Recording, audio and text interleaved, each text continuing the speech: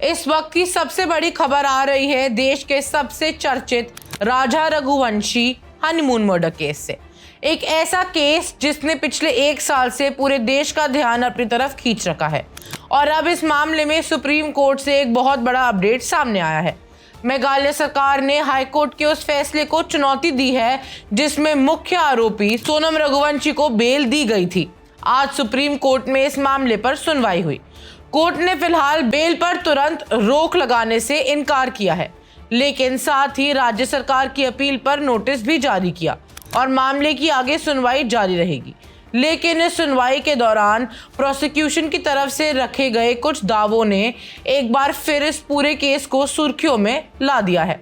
आखिर क्या है पूरा मामला? कैसे एक हनीमून ट्रिप देश के सबसे चर्चित मर्डर इन्वेस्टिगेशन में बदल गया और सुप्रीम कोर्ट में आखिर हुआ क्या? अगले कुछ मिनट में मैं आपको बताऊंगी इस पूरे केस की टाइमलाइन और वो हर बात जो इस वक्त जानना जरूरी है।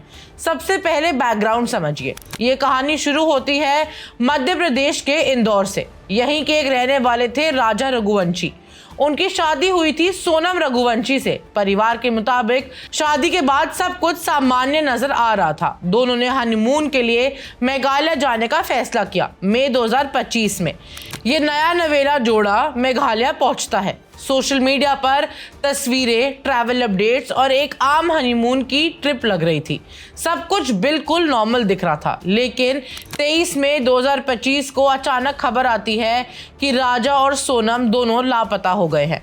ना उनका कोई कांटेक्ट हो पा रहा था, ना उनकी लोकेशन मिल रही थी। इसके बाद मेघालय पुलिस और रेस्क्यू टीम सर्च ऑपरेशन शुरू कर चुकी थी।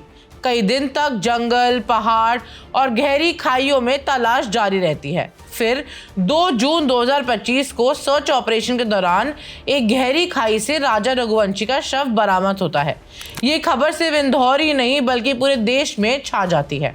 शुरुआत में मामला एक्सीडेंट भी माना गया था, लेकिन पोस्टमार्टम, फॉरेंसिक एग्जामिनेशन और पुलिस इन्वेस्टिगेशन के बाद पुलिस ने इस नतीजे में पहुंची कि ये हादसा नहीं बल्कि हत्या का मामला हो सकता है। इन्वेस्टिगेशन धीरे धीरे आगे बढ़ती है।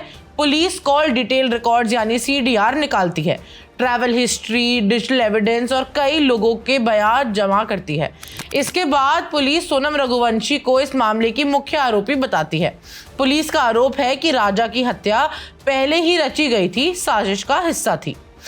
पुलिस ने इस मामले में 3 अन्य आरोपियों को भी गिरफ्तार किया। यहाँ एक बहुत जरूरी बात है, पुलिस ने जो आरोप लगाए हैं उनका फैसला अभी कोर्ट में होना बाकी है। अभी तक किसी कोर्ट ने सोनम रघुवंशी या अन्य आरोपियों को दोषी करार नहीं दिया है, यानी ये प्रोसिक्यूशन का आरोप है जिन पर ट्रायल चलना बाकी है। जून 2025 में पुलिस ने गिरफ्तारियां की, इन्वेस्टिगेशन आगे बढ़ी, चार्जशीट फाइल की गई और मामला ट्रायल कोर्ट में पहुंच गया। लेकिन लगभग 1 साल बाद इस केस में एक नया मोड़ तब आया जब मेघालय हाई कोर्ट ने सोनम रघुवंशी को बेल दे दी। हाई कोर्ट के इस फैसले के बाद मेघालय सरकार ने इस ऑर्डर को सुप्रीम कोर्ट में चैलेंज कर दिया। सरकार का कहना था कि आरोप बहुत गंभीर है और हाई कोर्ट ने सभी पहलुओं पर ठीक से विचार नहीं किए। इसी वजह से मामला देश की सबसे बड़ी अदालत सुप्रीम कोर्ट तक पहुंच गया। अब बात करते हैं सुप्रीम कोर्ट में हुई सबसे अहम सुनवाई की। शुक्रवार 3 जुलाई 2026 मेघालय सरकार की तरफ से सुप्रीम कोर्ट में हाई कोर्ट के बेल ऑर्डर को चुनौती दी गई। ये मामला जस्टिस MM सुंदरेश और जस्टिस नागू की बेंच के सामने आया।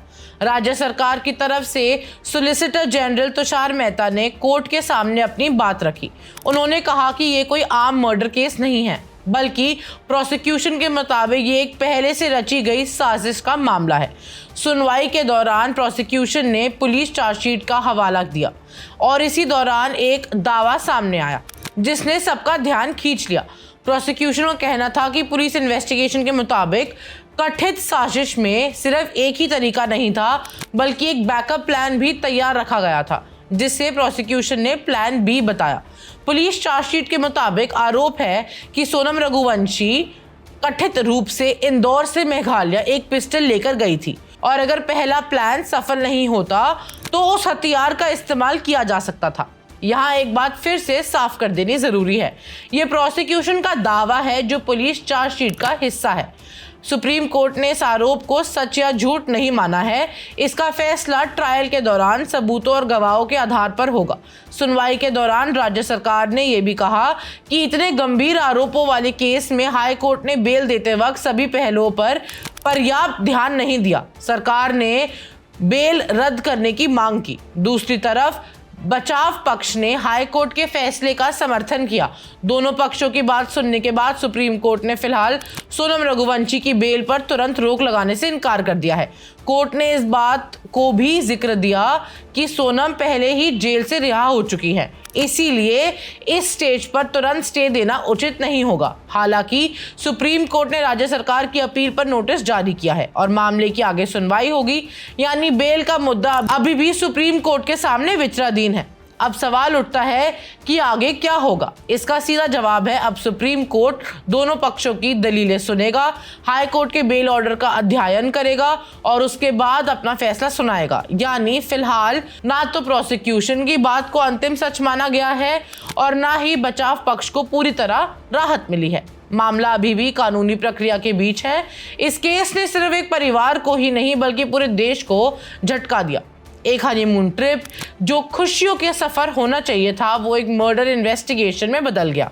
एक तरफ पुलिस का दावा है कि ये एक सोची समझी साजिश है, दूसरी तरफ आरोपी पक्ष इन आरोपों को कानूनी तरीके से चैलेंज कर रहे हैं और इसीलिए इस पूरे मामले में सबसे बड़ा सच अब सिर्फ कोर्ट के फैसले से ही सामने आएगा। ये याद रखना भी जरूरी है कि भारत के कानून के मुताबिक हर आरोपी को जब तक कोर्ट दोषी करार ना दे तब तक निर्दोष माना जाता है। इसीलिए पुलिस की चार्जशीट और कोर्ट का अंतिम फैसला दोनों अलग चीजें हैं। फिलहाल सुप्रीम कोर्ट ने अगली सुनवाई पर पूरे देश की नजर बनी हुई है। क्या हाई कोर्ट की बेल बरकरार रहेगी या सुप्रीम कोर्ट इसमें दखल देगा? इसका जवाब आने वाले कुछ दिनों में ही मिलेगा। इस केस से जुड़ी हर बड़ी अपडेट, हर कोर्ट हियरिंग और हर कानूनी पहलू की सबसे तेज और फैक्ट बेस्ड कवरेज के लिए बने रहिए हमारे साथ वन इंडिया हिंदी। मैं हूं रिताना Mittal. Subscribe to One India and never miss an update. Download the One India app now.